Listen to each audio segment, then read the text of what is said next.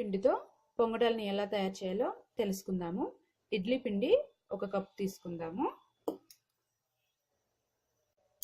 ఇప్పుడు ఇందులో సన్నగా తరిగినటువంటి ఉల్లిపాయ ముక్కలు ఒక ఉల్లిపాయని మొత్తం వేసుకుందాము. అలాగే 2 స్పూన్లు కరివేపాకు, 1 పచ్చిమిర్చి, కొద్దిగా కొత్తిమీర తరుగు,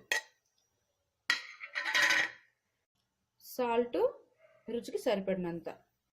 ఇప్పుడు వీటన్నిటిని మనం బాగా మిక్స్ చేసుకుందాము.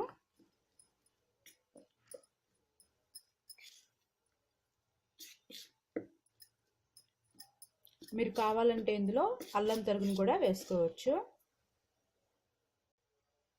చూడండి, బాగా కలుపుకొనేసాము. మనకి బ్యాటర్ ఇలా ఉండాలి. మనకి ఇడ్లీ బ్యాటర్తో అయితేనే ఇవి బాగా వస్తాయి.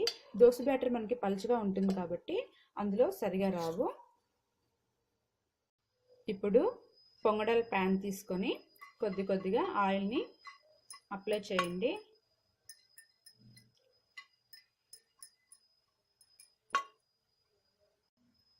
ఆయిల్ అంతా అప్లై చేసిన తర్వాత మనం ముందుగా ప్రిపేర్ చేసుకున్నటువంటి ఈ మిక్చర్ని కొద్దిగా వేసుకుందాము.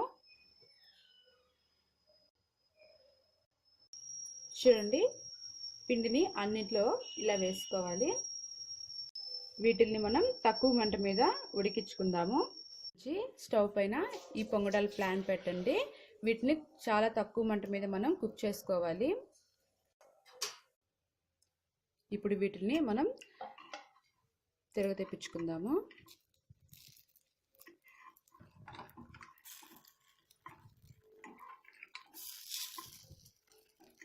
అన్నిటినీ ఇలాగే తిరగతిప్పించుకోవాలి.